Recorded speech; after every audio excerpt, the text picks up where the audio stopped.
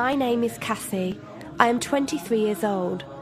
I graduated as a qualified nurse this year and was given my first position as a home nurse. My patient was an English gentleman in his early 80s who suffered from Alzheimer's.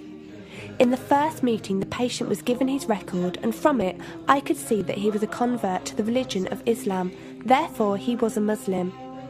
I knew from this that I would need to take into account some modes of treatment that may go against his faith, and therefore try to adapt my care to meet his needs. I bought in some halal meat to cook for him and ensured that there was no pork or alcohol in the premises, as I did some research which showed me that these were forbidden in Islam.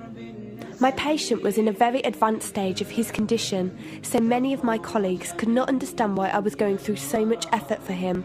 But I understood that a person who commits to a faith deserves that commitment to be respected, even if they are not in a position to understand.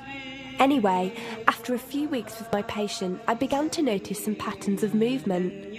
At first, I thought it was some copied motions he'd seen someone doing, but I saw him repeat the movement at particular times: morning, afternoon, evening. The movements were to raise his hands, bow, and then put his head to the ground. I could not understand it. He was also repeating sentences in another language. I couldn't figure out what language it was, as his speech was slurred, but I know the same verses were repeated daily. Also, there was something strange. He didn't allow me to feed him with my left hand. Somehow I knew this linked to his religion, but didn't know how. One of my colleagues told me about Paltalk as a place for debates and discussions. As I did not know any Muslims except for my patient, I thought it would be good to speak to someone live and ask questions. I went on the Islam section and entered the room True Message. Here I asked questions regarding the repeated movements and was told that these were the actions of prayer. I did not really believe it until someone posted a link on the Islamic prayer on YouTube. I was shocked. A man who has lost all memory of his children, of his occupation, and could barely eat and drink, was able to remember not only actions of prayer, but verses that were in another language. This was nothing short of incredible, and I knew that this man was devout in his faith, which made me want to learn more in order to care for him the best I could. I came into the Paltalk room as often as I could, and was given a link to read the translation of the Quran and listen to it. The chapter of the bee gave me chills, and I repeated it several times a day.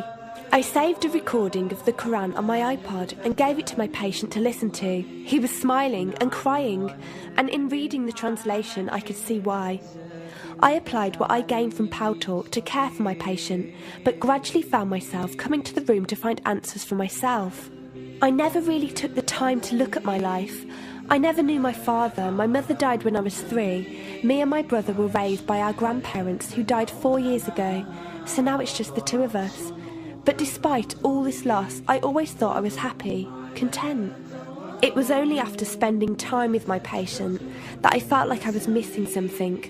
I was missing that sense of peace and tranquility my patient, even through suffering, felt. I wanted that sense of belonging and a part of something that he felt, even with no one around him. I was given a list of mosques in my area by a lady on Paltalk and went down to visit one. I watched the prayer and could not hold back my tears. I felt drawn to the mosque every day, and the imam and his wife would give me books and tapes to welcome any questions I had. Every question I asked at the mosque and on Paltalk was answered with such clarity and depth that could do nothing but accept them. I have never practiced a faith, but always believed that there was a God. I just did not know how to worship him. One evening I came onto Paltalk, and one of the speakers on the mic addressed me. He asked me if I have any questions. I said no. He asked if I was happy with the answers I was given. I said yes. He then asked what was stopping me accepting Islam. I could not answer. I went to the mosque to watch the dawn prayer. The imam asked me the same question. I could not answer. I then went to tend to my patient. I was feeding him, and as I looked into his eyes, I just realised he was brought to me for a reason, and the only thing stopping me from accepting was fear. Not fear in the sense of something bad, but fear of accepting something good and thinking that I was not worthy like this man. That afternoon I went to the mosque and asked the imam if I could say my declaration of faith, the Shahada. There is no God except Allah. Muhammad is Allah's messenger. He helped me through it and guided me through what I needed to do next. I cannot explain the feeling I felt when I said it. It was like someone woke me up from sleep and sees everything more clearly. The feeling was overwhelming joy, clarity, and most of all, peace. The first person I told was not my brother, but my patient. I went to him, and before I even opened my mouth, he cried and smiled at me. I broke down in front of him. I owed him so much. I came home and logged onto Paltalk and repeated the Shahada for the room.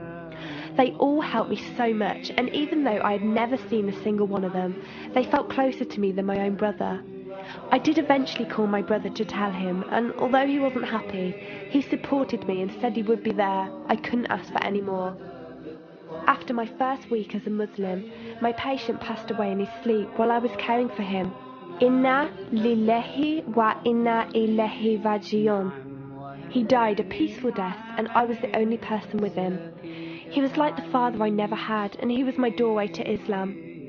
From the day of my Shahada to this very day, and for every day for as long as I live, I will pray that Allah shows mercy on him and grant him every good deed I perform in the tenfold. I loved him for the sake of Allah, and I pray each night to become an atom's weight of the Muslim he was.